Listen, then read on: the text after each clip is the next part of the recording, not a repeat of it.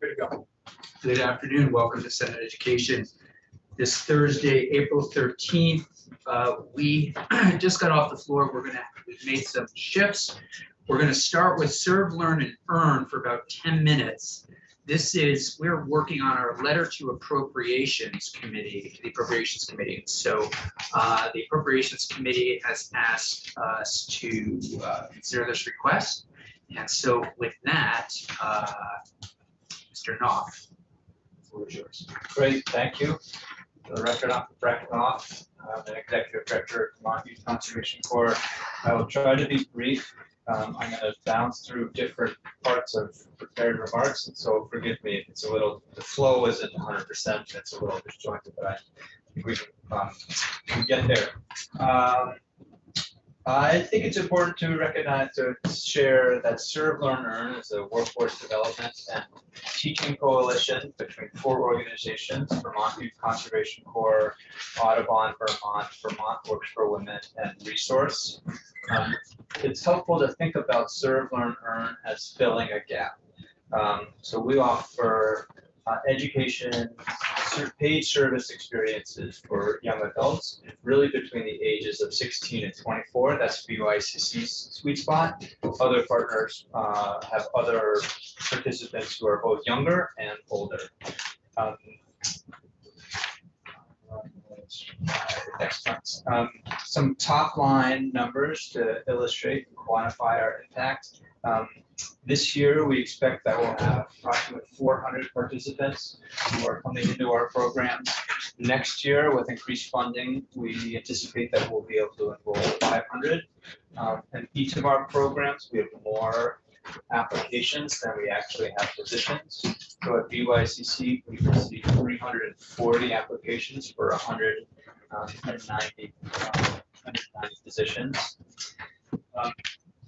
I talked about a gap in that we're focused on the 16 to 24-year-old demographics. A couple statistics before sharing a couple education initiatives at VYCC that are relevant here.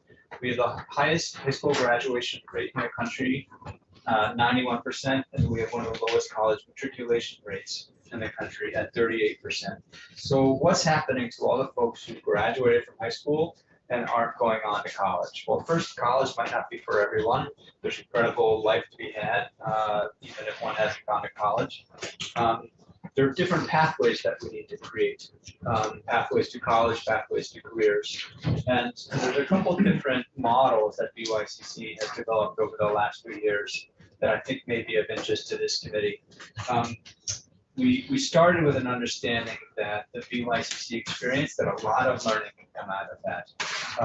So we have crews that work often in really remote locations. So if you're an 18-year-old and you've spent 14 weeks on a camping crew, you're working with people who are different than you, you have to complete a project. It requires a lot of hard work, and you learn technical skills.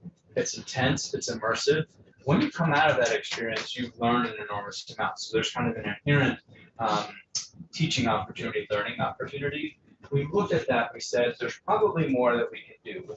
If we took a real deliberate look at our curriculum, our program designs, are the ways that we can codify that learning so that other accredited learning institutions can offer credit to our participants who've enrolled in our programs.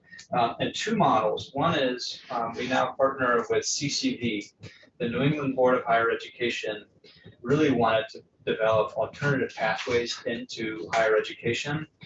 And they helped us look at the VYCC experience and the training that we provide crew leaders.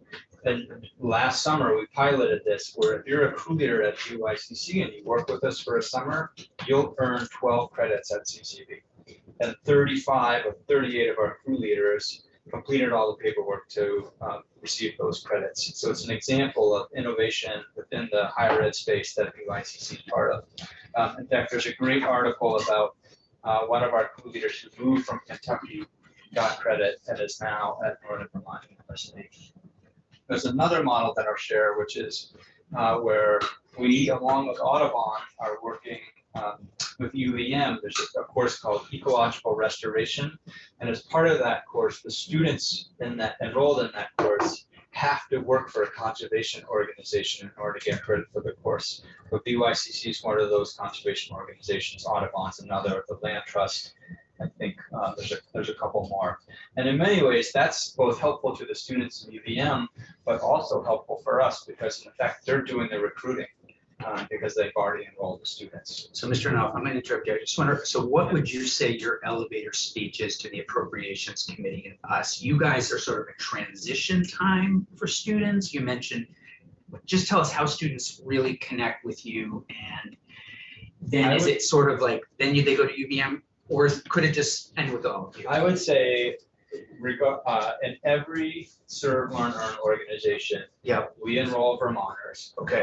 Who are wanting to gain more skills, prepared for either future learning opportunities or the workforce. And we give them an enormous amount of training. And not only do we train them, but we pay them so it's accessible. And at the end, Vermont has a stronger workforce because of the outcomes of our program. So that's great. So that would be almost put you on with, you might go to CCD for a certain class. Yeah. Might go to all of you for a class, could go to Castleton for, it sort of just broadens that landscape of educational opportunities. And your focus would be opportunities connected to Audubon, connected to things in the environment generally. Do you want to speak a little bit? Yeah, I think I'll quickly speak up to this Vermont Works for Women. We're really trying to get more women and a diverse population into the workforce. We need more workers and we need to reach untapped potential that's sitting across our state. And so we actually started in middle school to build curiosity and confidence. Let's get chainsaws in hand, let's put them with welding equipment.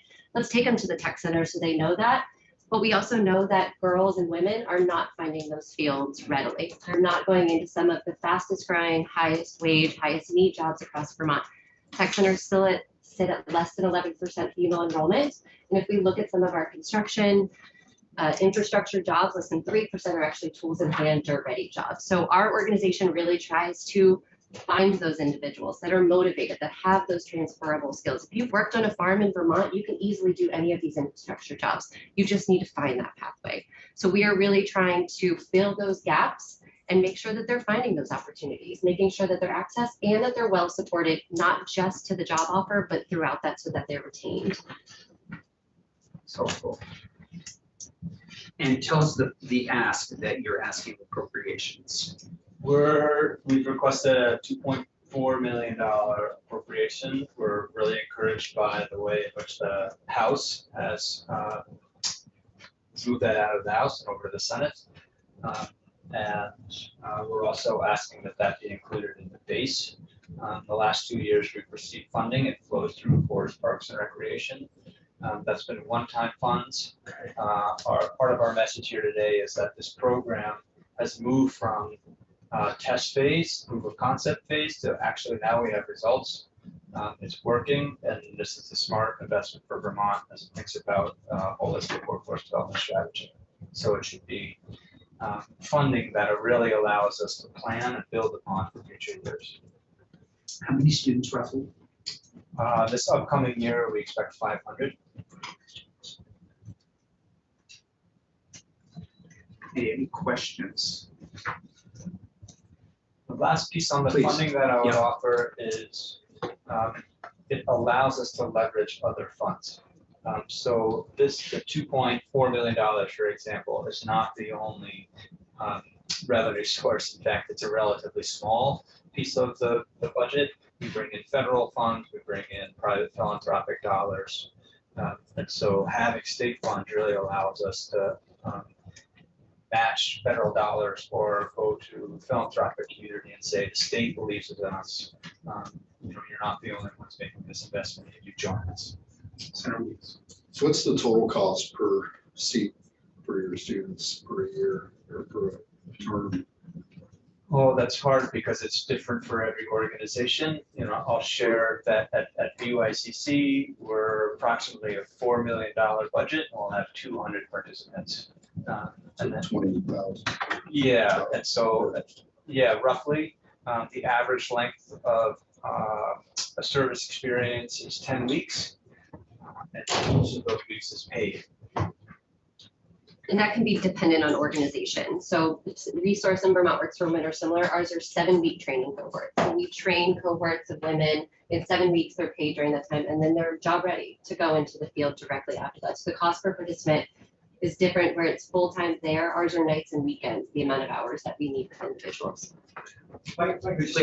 David Mears with Audubon, Vermont. One of the things that the state funding has allowed us to do was we put the bulk of that funding into direct payments to our participants. So these young people, one of the things that we were finding was that really the best way to recruit young people is to give them a job and to give them something meaningful to do. And that's essentially what our model is. I mean, there's a lot of support structure around it, but the state funding has been essential to our ability to pay them, and to pay them at a competitive wage at a moment where Walmart and McDonald's are offering, $17, $18 an hour jobs. Councilor Gillett. Not a question or a comment. I would just say in the absence of an organized apprenticeship program in this country, like other countries have, I think you all fill just an incredibly important role. And as a former high school educator, public school educator, I saw the work that you did. I could see it, on a daily basis, and really motivating my students and giving them a skill set that they really craved and needed. So I just thank you, and I'm obviously really supportive of your work. Thanks. And to that vein, we are definitely for apprenticeship programs, but we work very closely to help build a more structured apprenticeship model. It's something that Vermont could really benefit from in a lot of ways. And all the work we do just better feeds to those potential programs that could be. It's really helpful to hear from Senator Gillett that she's had that connection to all of you. As we look at our appropriations, things that the committee has asked us to review, we have things like school construction, Burlington High School, Community College of Vermont, advertising for colleges and universities, Governor's Institute, Adult Education Literacy Network, and the state universities, and all of you. Those are the key things. So we appreciate hearing your thoughts and your ideas and the work that you do. Thank you so much. Thanks for this time. Yeah, thank you. One last sentence. I'd also offer that an investment in these programs is not just an investment in people, it's an investment in infrastructure, because the work that our crews are doing at BYCC, working state parks, working outdoor recreation. So as you're thinking about that $20,000 per participant, there's outcomes there that benefit us all. I'd be remiss if I didn't put in that work. I look forward to seeing the Thank you all. BYCC crews in all of our counties. Yes. Yes. This summer. Thank you all for your time. Thank you. How's Liam? He's good. Thanks for asking. He's going to graduate this spring. Unbelievable. Exciting. I'm from the legislature. Yes. Okay, thanks, everybody. So I'm working on this letter for Jeannie. Martina and I talked a little bit about it. I just shared with her what I just shared with all of you, where we're at. And we just need to kind of give some priority to it. So, okay. Ms. Siglowski, please. Thank you. Jess, I think it's okay to leave that open. Unless it gets loud, it just kind of keeps the air going. I know it's not that high, but it is being monitored. Thank you. Thank you so much. Yeah, thanks a lot.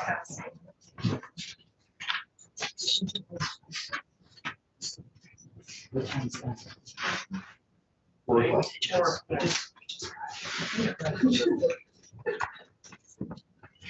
Okay. Thank you. Thank Yes. you for the opportunity to speak with you today on H4 83. I'm testifying today on behalf of the Education Equity Alliance, which consists of Vermont School Boards Association, Vermont NEA, Vermont. I'm sorry to interrupt, Ms. Siglowski. I just want to let everybody also quickly know, as you're going through your file, as I see people going through it, there are things following up yesterday from the library. There's a list of, a bunch of different lists in there that answer some questions. So please, I apologize. Go ahead. Sure. So the Education Equity Alliance consists of the two organizations I mentioned, plus Vermont Superintendents Association and the Vermont Principals Association. Vermont communities, taxpayers, K-12 students, and schools are now at a defining crossroads. In June 2022, the U.S. Supreme Court set new rules in the Carson remaking decision relating to taxpayer funding of private schools. As noted by the Vermont ACLU in testimony to the House Education Committee, at a practical level, the Carson decision means that if a state chooses to subsidize private education, it generally must treat religious schools and non-religious schools the same. The ACLU explained to the House Education Committee that, quote, Carson marks a substantial shift in constitutional law, and therefore how we think about our traditions, specifically how we balance First Amendment rights to freely express one's religion with protecting against government establishment of religion. As a result of this decision, the Supreme Court has put Vermont in a very difficult position as it seeks to comply with the court's ruling while still upholding Vermont's own constitutional protections, democratic values, and traditions. The Supreme Court's decision opened the door to changes in Vermont's taxpayer-backed education fund through more funding of private schools, including religious schools. At the same time, the compelled support clause in Chapter 1, Article 3 of the Vermont Constitution says that no person can be compelled to support any place of worship contrary to dictates of conscience. As elected officials, you take an oath to uphold the Vermont Constitution, and so you have to figure out if there is a way forward that will comply with the Supreme Court's ruling and the Vermont Constitution. We believe the way forward requires Vermont lawmakers to reset state laws governing the use of Vermont's education fund based on the following universally shared values. One, it's our duty to provide an equal education opportunity to all families. Two, all education fund dollars should be subject to consistent transparency and accountability. And three, all taxpayer-funded schools must treat students and staff equitably, free from unlawful discrimination. Based on these shared values, the Education Equity Alliance believes H483 is a useful step forward, even as we recognize it does not fully address the challenges we face, especially passing muster with the conservative majority of the U.S. Supreme Court. Vermont is paying private schools to provide a public education. H483 is a step toward ensuring that those schools are held to the same set of standards as Vermont public schools, and that Vermonters' hard-earned tax dollars are used as equitably, transparently, and with as much accountability as possible. Transparency and accountability are built into the public education system through Vermont's laws, rules, and regulations. Every weekday evening throughout Vermont, publicly elected school boards are meeting to govern our public school districts. Their agendas are posted ahead of time with specific notice about the topics that will be covered. Their meetings are open to the public. Community members have the right to attend and the opportunity to speak to the board by providing public comment. Beyond public comment, school boards engage their communities to establish the mission and vision of the district, and they use the mission to guide decision-making, including important decisions about how Vermonters' tax dollars are used in the district's budget. After school boards approve budgets, the voters have the final say by voting the budget up or down. School boards are accountable to the voters. As CEOs of their districts, superintendents develop the work plan to achieve the school board's mission. They manage services, programs, and resources for the quality of learning supported by the voter-approved budget. Annually, superintendents must attest to dozens of specific assurances in more than 20 specific categories related to a host of laws and regulations intended to assure fidelity in the administration and operation of Vermont's publicly funded schools. Superintendents are accountable to the school board and to the state for operating within statute and regulations. Principals serve as instructional leaders, developing school building specific practices that support the educational mission of the district. Principals are accountable to the superintendent. And finally, public school teachers use data to inform their teaching and to make teaching responsive to individual needs based upon what is best for students. They implement high-quality learning opportunities that engage students and move all students toward meeting ambitious goals connected to the educational mission of the district. In addition to teachers being accountable to their superintendent, all public schools employ teachers who are licensed by the state, and the licensing requirements are updated regularly to ensure evolving student needs are front and center. While H 483 does not make private schools receiving public tuition accountable to the voters, it does provide increased accountability to taxpayers, the state, and to the school district that is paying the tuition. Accountability measures include one, several reporting requirements, including requirements for reporting attendance, academic progress, state mandated assessments, and enrollment changes. Two, attestation requirements related to non-discrimination, compliance with Vermont's Public Accommodations Act, and compliance with the prohibition on the use of public funds to subsidize the tuition of private pay students. Additionally, H 483 includes important anti-discrimination measures, including requiring private schools receiving public tuition to adopt and implement policies and procedures to comply with Vermont Public Accommodations Act and Vermont Fair Employment Practices Act. It also amends the Public Accommodations Act to clarify that it applies to all schools whose services are offered to the general public.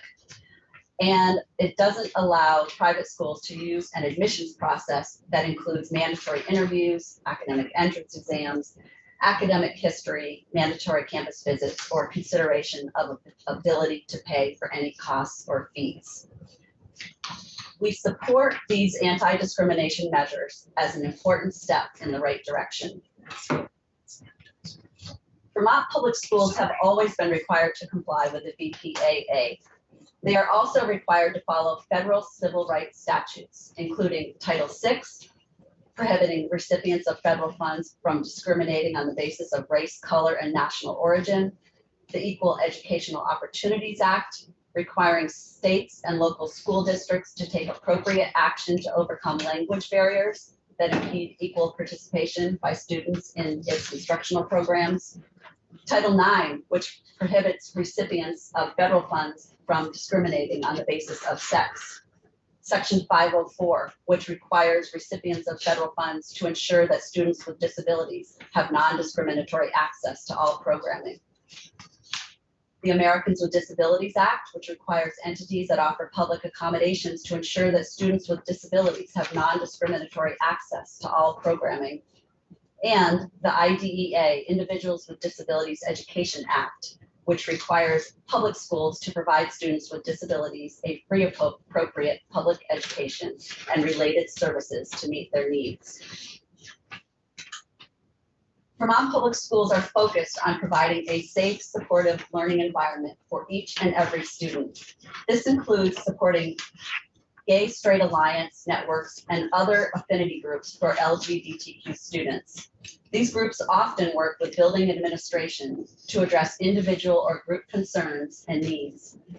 Vermont public schools regularly respond to the myriad of needs of their LGBTQ students, including taking steps to ensure students' preferred names and pronouns are used by teachers, staff, and students, that school nurses are adequately trained to respond to all students' needs, and that appropriate bathroom and locker room facilities are available. Yesterday, a young trans man and his father testified in the House Health Care Committee about the amazing support he received from his public high school throughout his high school years. You can watch that powerful testimony, and I've linked it in the written testimony, the link to the YouTube video. There are many private schools in Vermont with a business model that depends on taxpayer-funded tuition. H 483 does not change that equation. Those schools can still be subsidized by the taxpayers as long as they comply with the requirements in the bill. It is appropriate to ask them for a certain level of accountability, especially when taxpayers are funding private schools at the level of $50 to $60 million per year. We already expect similar and often greater accountability from other recipients of tax dollars. Also, there are many private schools that assert that they are already meeting many of the bill's requirements. I'm attaching data to this testimony that I received from the Agency of Education, showing a summary of tuition pupil counts by supervisory union. School districts tuition to 4 groupings, which are Vermont Public Schools, Vermont Private Schools, out-of-state public schools, and out-of-state private schools. Included in the out-of-state private schools are 4 in foreign countries that are receiving Vermont taxpayer dollars, 2 in Quebec, 1 in Japan, and 1 in Sweden. I won't go further into the data, but I think it's very useful to look at to understand the context of H483, and I would encourage you to take a look at it. It should be posted on your website. Additionally, today, we are requesting that the committee schedule time to hear from Neil Odell, president of the VSBA. Whether your Senate district includes school districts that operate all grades, school districts that tuition some grades, school districts that tuition all grades, or a mixture of all of the above, it's important to understand Vermont's history of subsidizing private education, how it affects the education fund, how it affects school budgets statewide, and how it affects all of our tax bills. Mr. Odell has developed informative presentations for his local board and community, exploring the history and financing of tuitioning in Vermont. And I've provided links in my written testimony. I'm sure he would be happy to summarize the pertinent information for this committee. Thank you very much for the opportunity to testify on H483. As I said at the beginning, we find ourselves at a crossroads. And through a confluence of history and decisions by the US Supreme Court, we are called upon to align our state constitutional values and laws. This is no small task. However, we are fortunate to live in a state whose founders ensured the right to public education in our state constitution, while also saying no taxpayer should be compelled to support religion. Every day, public schools welcome all students to support and nurture their education and development as they grow to be healthy and productive citizens in our democracy. Taxpayers and students deserve nothing less, and we believe H483 is a modest step as we address the challenges ahead. Thank you very much. Any questions? Please, Senator. Quick question about Neil Odell and the sentence after you mentioned him. Is there, would we also be able to get a list or a map of the percentage of students or the number of students that go to each private school that are publicly, that are tuitioned? Would he have that information? A map, I'm not sure if he would have a map, but Or just a list, spreadsheet? yeah, that's what I submitted. It should be on your website. Okay, Yeah. I'll go double check. Yes. Sorry. There's a summary, and then it's broken down into 4 different PDFs by those groupings of in-state private and out-of-state private and in-state and out-of-state public. So, Mr. Thank you. Odell doesn't have it. I think AOE may have it also, but I could be wrong. Mr. Odell doesn't have it. AOE, I think, has that info, right? yes, I got it from AO You got it and I from gave AO. it to Okay, Hayden. great. Yes. Senator Weeds, please. If I could, so this whole school environment of tuition to the schools, it's kind of a new concept for me. And, what I see, so far what I see is kind of a symbiotic relationship between districts that don't have their own schools, which need some sort of school support, and those schools which exist in those districts, which benefit from having those students tuitioned in. So my question is, if the schools don't accept the premise of the bill, where will the students go in the future? Did the 4 different organizations at least touch on that? Like what type of scenario we're potentially creating if one or many of those schools decide not to support this initiative, this bill? I think what we've heard is that many of the schools say that they are doing a lot of these things already, and that it is not, this bill is not onerous. I think it's a modest step. So I think we're not going to see a big change in that area. We also do, we have we certainly have room in public schools to accommodate more students because overall the state student population is declining. Okay, so essentially think it's a non-issue. Yes.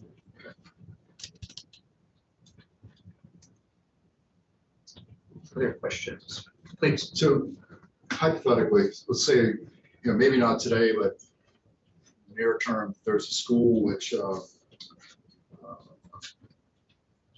has fewer seats available than there are students who need to be placed.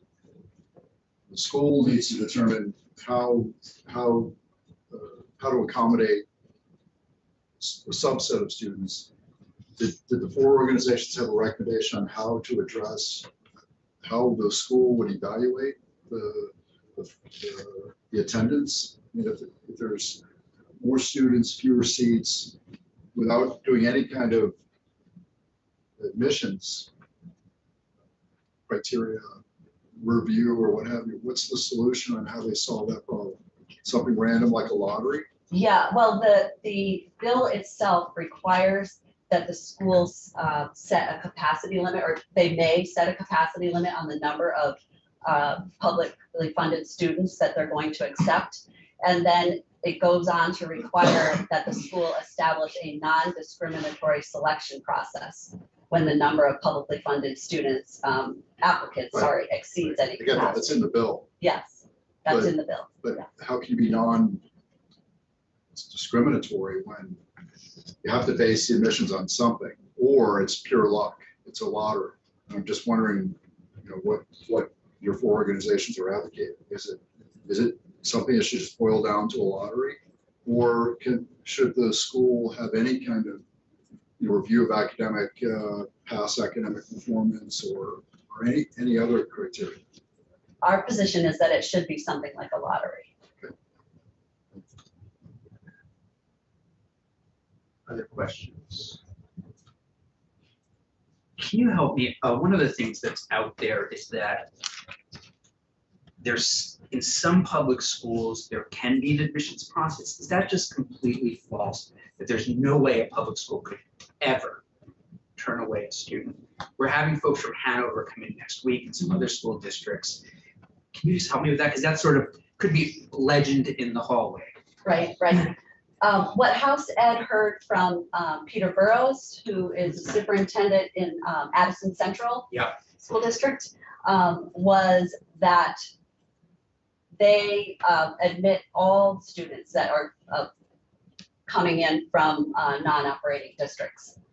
And that they've been told by their legal counsel that that's what they need to do. I don't know if there's a state lawsuit that says that is the law of the land for Vermont, that no matter what, public schools have to take a student. If, for example, there was a student that perhaps some might say belongs in needs a therapeutic school, but the public school absolutely has to take that student. Do you know if that's on the books? Well, I would say indirectly, all, you know, Vermont's anti-discrimination laws, the Public Accommodations Act, and then all of the federal non-discrimination laws that So that that's public schools where it are. all comes from Yes. those. So there's no way a school could ever say, we're sorry, Brian Jr. does not fit here. No, I don't think there is a way that they Okay, could say that. thank you. Can I ask you? Yeah, please, yeah. Are you talking about kids within that district or kids without? I'm thinking kids within the district. Oh, Moved into a within the district, district, they have to take, they no absolutely. matter yeah, what. Yes, Okay, yes. okay. Great, thank you. And then the other question that I had, and I mentioned this just, I think all of us during our fire drill, that sort of interview process, one of the things I just want to avoid happening is if, again, I always give Brian Jr., it doesn't exist. If I were to bring him to a school and didn't have an interview process, am I prohibited from having an interview process? I'm just trying to find the right fit for him. In terms of like an independent school. Under this bill, you certainly wouldn't be prohibited. So I can still say, hey, I'm looking for the right fit. Compass School might be the right place. The school, I can still say, the school can have that I'd like to have that interview. I'd like to visit campus. I want to see how the kid, what he or she thinks of the school. That's still okay. could certainly still go visit the campus, yes. and have an interview and show the grades?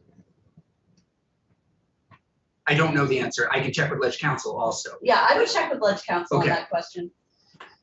Because what I just don't want to have as an unintended consequence is Brian Jr. gets there and it's a nightmare because his grades weren't looked at, they didn't really like this.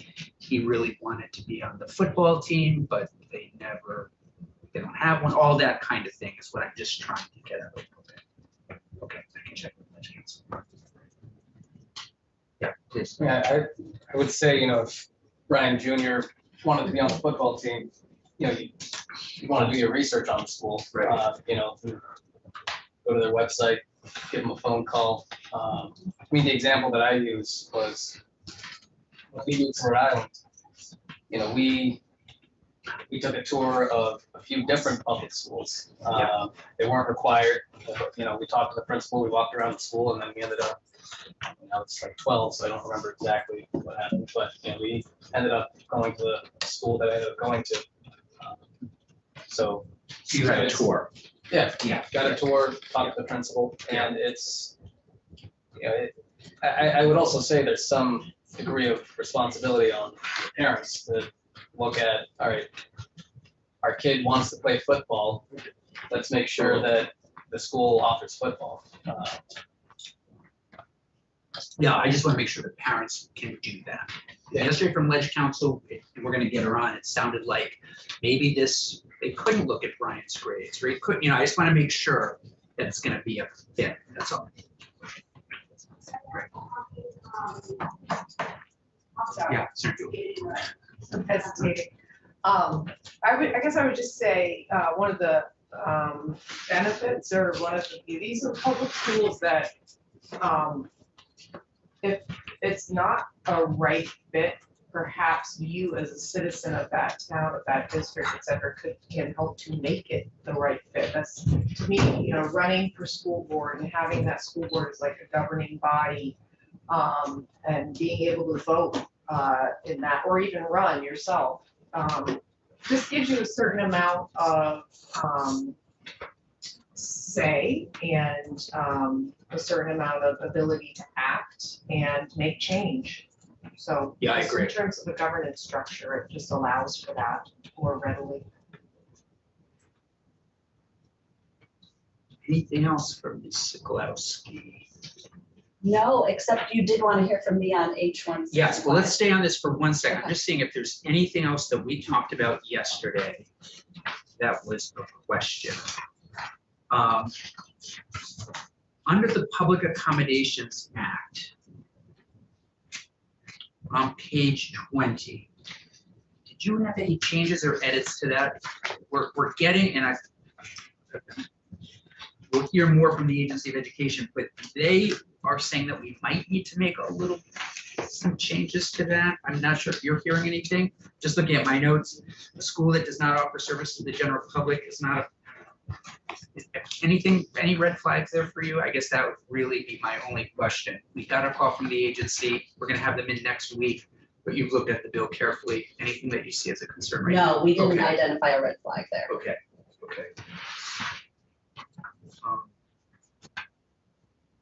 That's it for me. Anything else? No, she.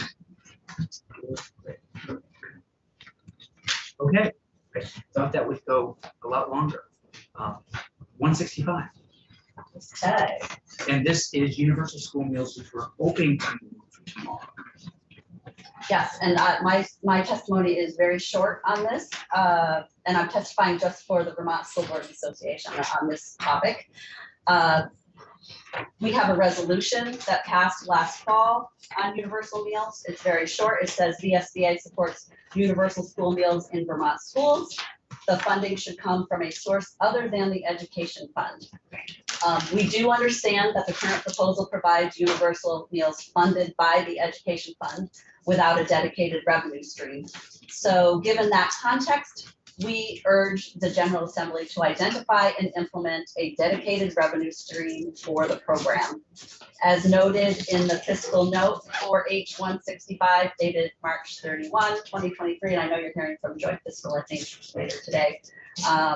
They said, without adjusting any non-property tax revenue streams, establishing a universal school meals program as an ongoing obligation of the education fund would require increasing property taxes to fund the program and keep the education fund balanced.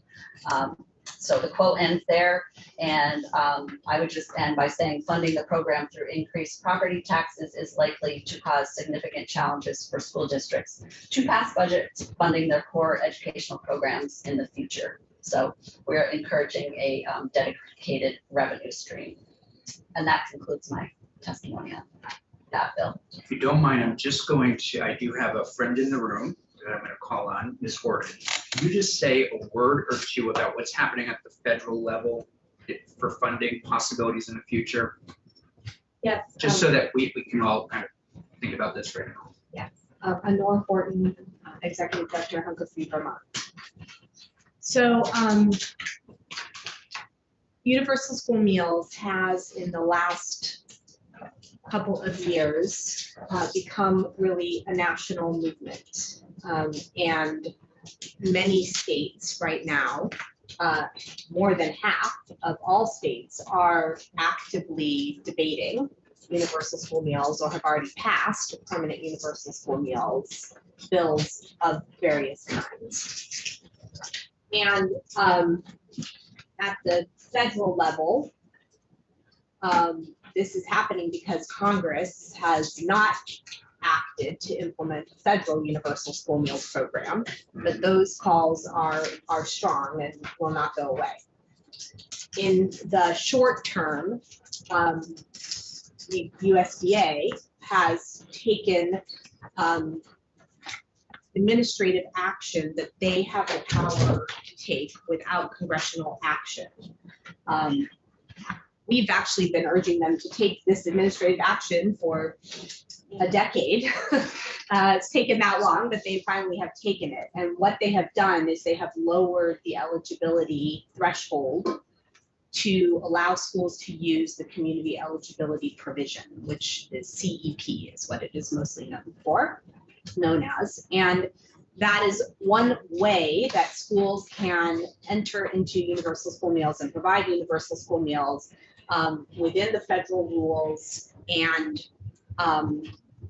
have a different way of determining what their federal meal reimbursement will be. And that way of determining, first of all, is administratively much easier for schools, and it eliminates school meal applications for families. And it tends to provide schools with a better federal reimbursement rate than any other method. So they've lowered the threshold, they're proposing to do so, and the intention from USDA is to implement this for next school year. And what that means is that many more schools in Vermont are going to be able to use CEP to provide universal meals. And it's going to increase the amount of federal reimbursement that will come to cover the cost of meals in more Vermont schools. And that will lower the costs for the state. That's in combination with a second option that Vermont has applied for and received approval from USDA to do, and that is to directly certify students for free and reduced price school meals using already existing Medicaid data that the state has. So that also means that we identify right now 35% of students in our schools as being eligible for free and reduced price school meals.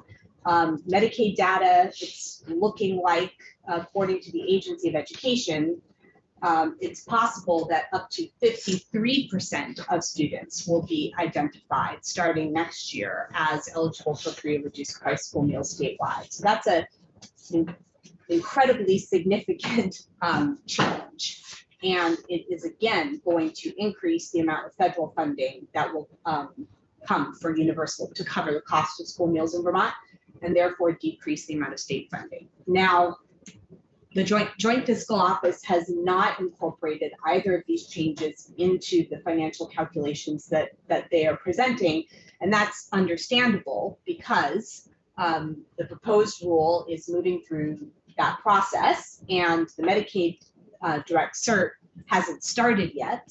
And so, you know, the data it's a model right now, right? It's estimates from DEBA and from the Agency of Education. So understandably, but you know, if you take those models and you apply them, I think what is safe to say, and what the Agency of Education did say in their official report to the legislature this year, is that we can actually expect the cost of the Universal School Meals Program to decline from its current cost, which is $27 million.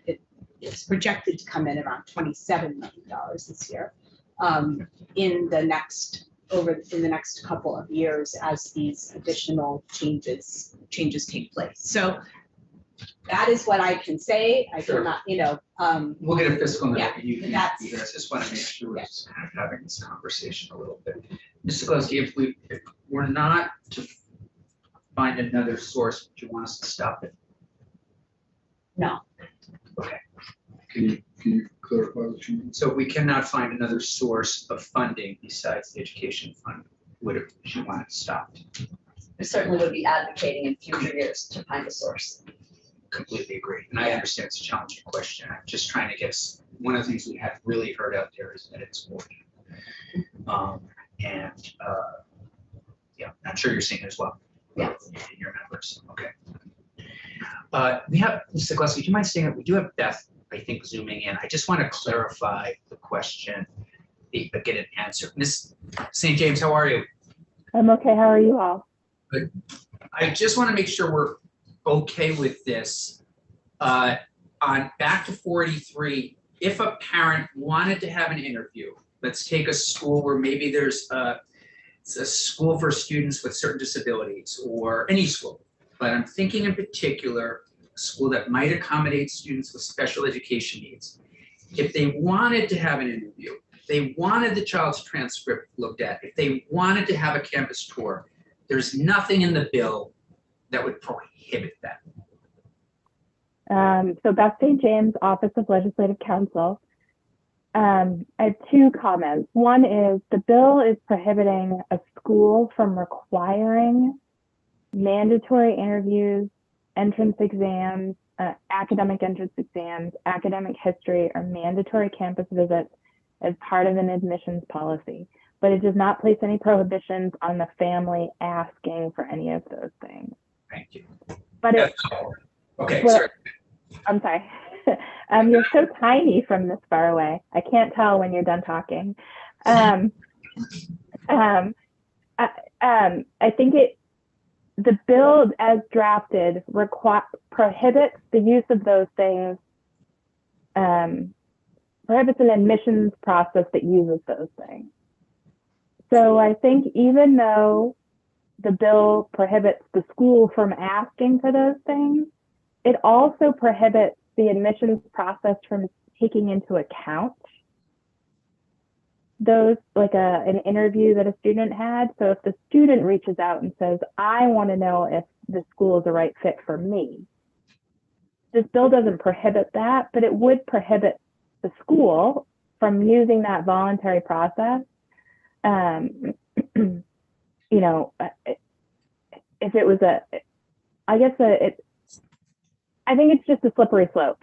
So the bill as drafted does not prohibit a family from reaching out and asking to do those things. It prohibits the school from using an admissions process that requires those things. You know, I think you'd have to think about what your goals are and what your intent is in this language. And I know you all didn't propose this language, but it is what is in front of you. So I think you would have to think about what your intent is and if this language meets your goals or your intent. Because I can see how all of those voluntary requests would start to get around if the goal was to prohibit an admissions process from using these things, period. I can see how the language as drafted could be a slippery slope.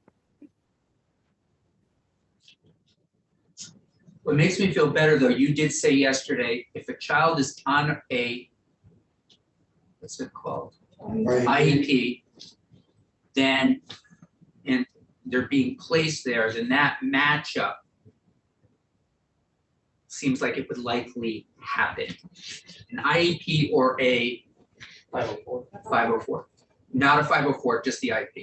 Well, so Act 173 and this H483 incorporates the language from Act 173 that goes into effect on July 1.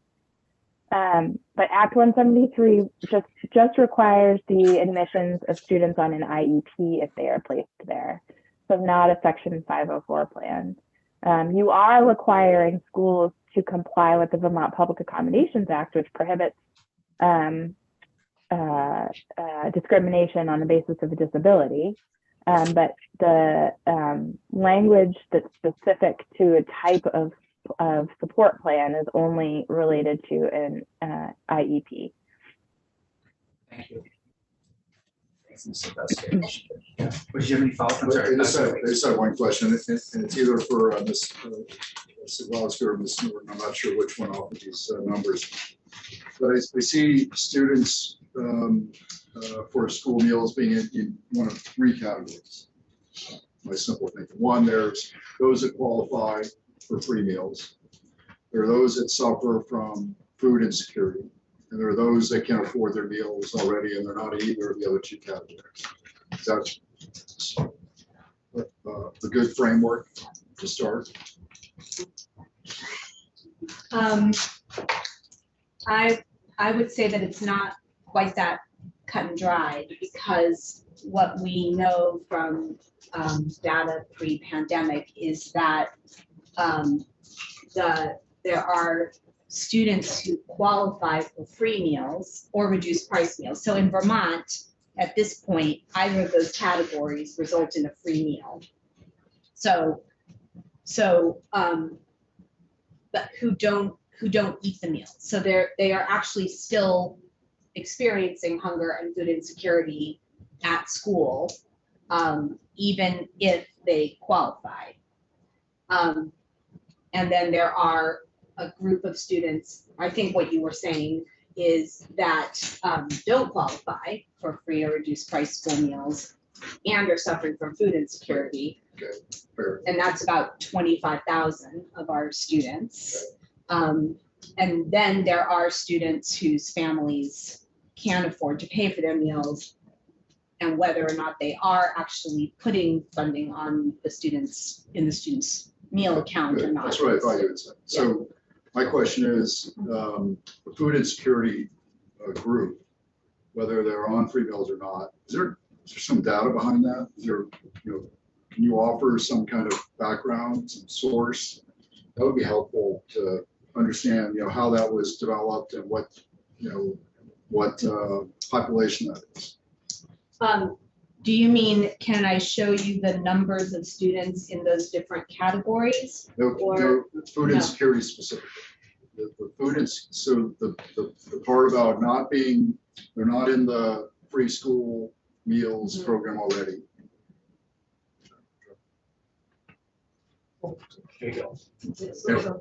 Pseudo emergencies. They don't qualify for free or reduced. That missing middle is what I said. The missing middle. I'd like to just see something to back that up data-wise, source or the number, something, rather than just saying it.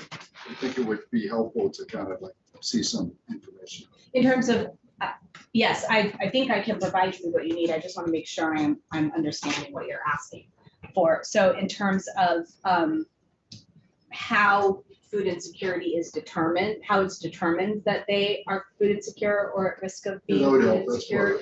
And just the number. Mm-hmm. So if you have any drill down information on counties or whatever, anything that would help. Anything would be helpful. Just it's all been verbal.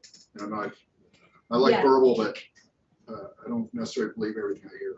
Yes, I do have that data and I will provide it to the whole committee and Okay, with, thank you. with some citations and some information.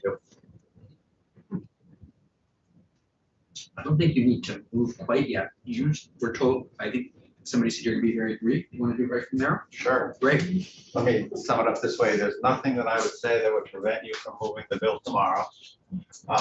The testimony that I would present is similar to what Ms. Zaglavsky presented. Right. At the outset of these deliberations, Although we all know you, you just say it. when Just your when name. Jeffrey, oh, Yes, sorry, thank thank you. I was so eager to get through. Jeff Francis, Vermont Superintendent Association. At the outset of the deliberation around universal school meals, we took a position that was, if the General Assembly was inclined to move to enact that bill, that there should be a dedicated funding source. We still would like to see that. I think it's important because it's additive in terms of what we're providing through our school systems. We also were paying attention to competing demands on the education fund. When you last had this deliberation, there was a utilization of the reserves in the education fund, the perceptions around the big costs associated with PCB remediation. And, you know, at least relatively equal amounts in terms of what we're gonna be necessitated. The General Assembly suspended its deliberations. We came through the pandemic. The federal government made universal school meals part of its program, not ours. And now we're back in a situation where the federal government looks like it's maybe taking some action in that direction, but hasn't done that yet. So here we are in Vermont. I, in preparing for testimony in the House, talked to some folks, and they actually made persuasive arguments to me that even in the absence of a federal program, that it would be useful for schools to continue to provide universal school meals. One, for the benefits that are espoused in testimony, but two, you could create complications in communities that have been providing universal school meals to go in reverse, as it were. And when I talked to folks about it, and it was anecdotal, like few superintendents, few people that were working in food service, they saw two possibilities. One would be communities that wanted to have universal school meals and others that did not. So it seems that based on all the work that's been done, the promise or hope for a federal program, the fact that there are benefits within the learning process in school communities, the universality around school meals, that 165 should be supported. And the caveat would be, because it is additive, there should be a revenue source. But in the absence of a revenue source, I would respond to Senator Weeks' question is that you should proceed with the bill and hope that there is a way to reduce the cost over time through practice and federal education policy. So that's a summary of my thinking on it today.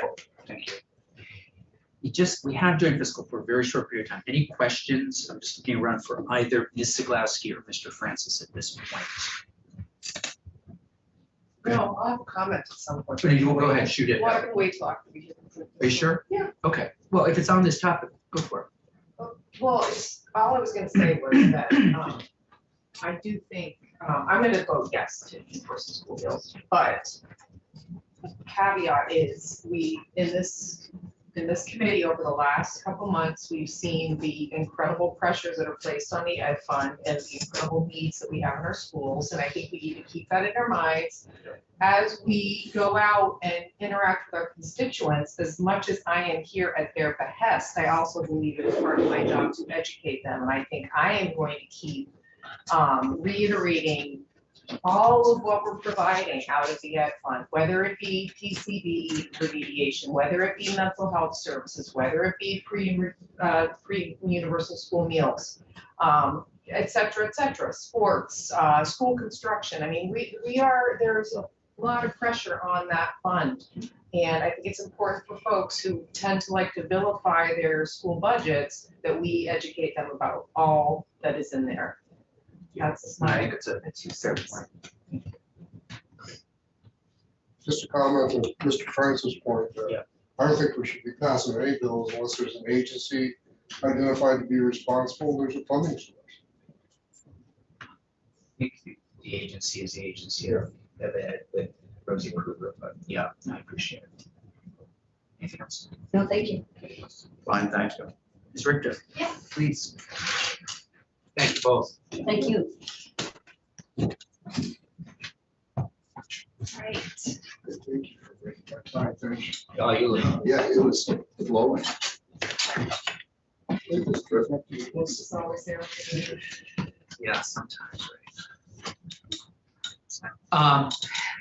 Ms. Richter, you have given us a fiscal note on this bill. I believe it's in our file for today. Yeah, so for the record, I'm Julia Richter with the Joint Fiscal Office. Nice to see you all again. For folks watching at home, the fiscal note is posted on the committee's page under my Thank you. name. So I think I'll just start big picture, the fiscal summary, and then I can address a couple of things that I've heard over the course of testimony that have been questions that have come up, or maybe some clarifications, and then we can go from there. However would be helpful. Well versed in the bill, so I won't walk through the bill summary, but really big picture fiscal impact. So JFO estimates that this bill will cost $29 million from the education fund in fiscal year 2024. Absent any other changes in policy, this means that the base homestead yield and or the base uniform non-homestead tax rate will need to be adjusted to account for the anticipated cost of the program. I can talk in whatever level of detail would be helpful when thinking about how this would impact the education fund and property taxes, but just big picture thinking, $29 million is approximately 3-cent increase on both the homestead and the non-homestead property tax rate.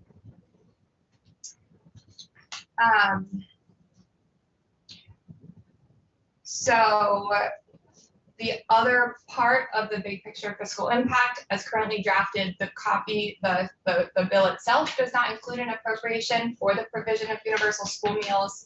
As it came over from the House passed budget, the big bill, H494, included an appropriation for the $29 million in fiscal year 2024 for the universal meal supplement. So that's big picture. I'm happy to talk about that in more detail. I also would like to just touch on a few things that I've heard over the course of the conversation that I think would be helpful clarification. So this estimate, if you go to the appendix, which is on the 3rd page of the fiscal note, this sort of walks through how is this estimate been determined. So JFO estimated $29 million last year. And as you've heard from AOE, based on data that from the first month of universal meals in October, it was coming in around 27 million. I don't have an updated number at this point, but it was pretty similar to what was originally estimated for the cost of universal meals. And there were a number of factors cited by AOE that were suppressing participation in universal meals.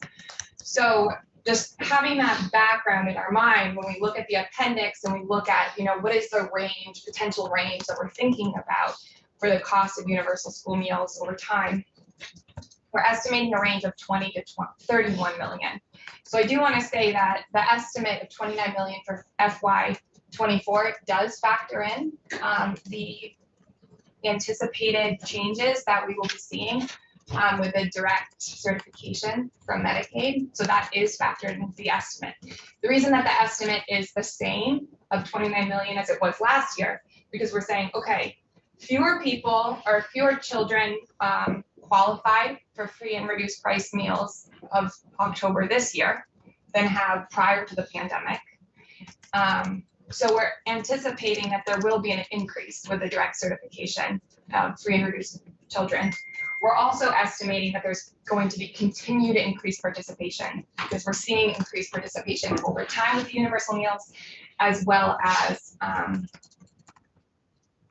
if some of the factors that are suppressing participation get sorted out, we might see more children eating more meals. So we have a range for the future of 20 to 31 million. That really bottom portion of the range assumes that 53% qualified for free and reduced price meals that you've heard. That's including both the direct certification as well as the proposed federal change. And the October 2022 participation rates that we saw the first month of universal meals. And then the 31 is saying, okay, we're going to have the same participation rates that we saw in October 2022.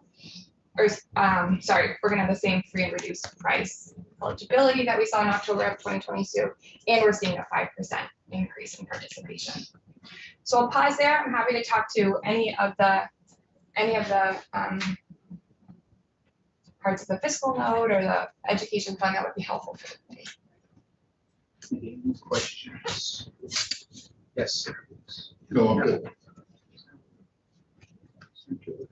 No, just that, none of this takes into consideration potential future changes coming down from the federal government, correct? This does. This does. So when you're looking at the percentage of student, when you're looking at this in the appendix, this green and blue table that you have here, Yes. you see that it's a range of 20 to 31 million. And there's a lot of factors out there that we don't know.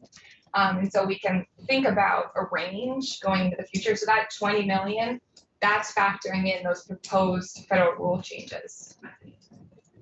So those That's proposed. the likely lowest amount that we would spend Yeah, in the years to come. and I will say, something that's really, I think, really important to keep in mind when Yes. interpreting this range is, A, it doesn't adjust for inflation past FY 2024. I did adjust the estimate for the estimated inflation for the coming year, but depending on what happens with inflation, of course, that range could vary. And it's only, the upper end of the range is only including a 5% increase in participation. So just some things to keep in mind. When I stepped out, I apologize if you recovered this or it's even in the note. But one of the things that we've looked at in my morning committee in agriculture are the possible benefits to farmers.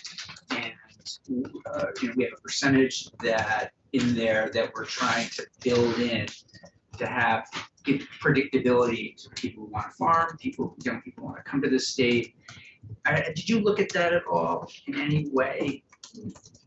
It's a great question. This estimate does not touch on that. Yeah. Because that has been, the local food incentive grant has traditionally been an appropriation. Or maybe one time, I'm not very familiar with Right, it. so we're giving the school district funds, I think, to purchase local foods. Yeah. We're requiring a certain percentage, and our hope is eventually, you might get, 10%, 20%, in X number of years. I know there's a 50 by 50, 30 by 30 goal from New England, 30% of our food. I'm looking at this word. We're trying to get more farmers in predictability.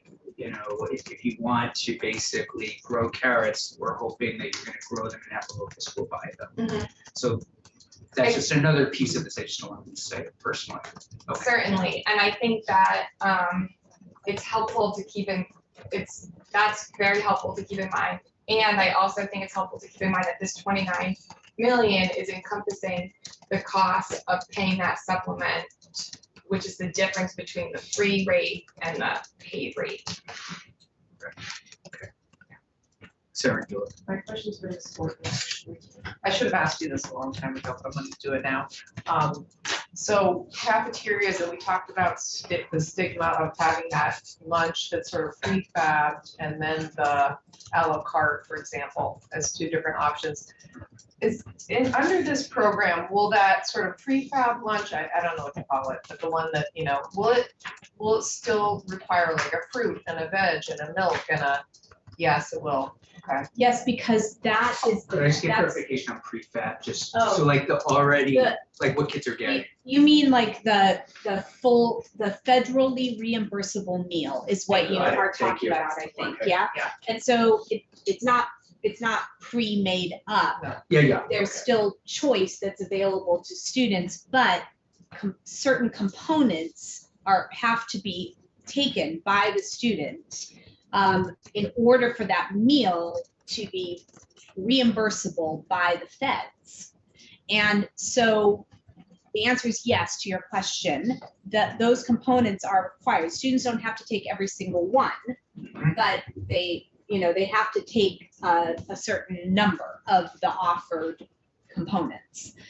But under universal school meals, a la carte can go away, and all students can be asked to take a federally reimbursable meal.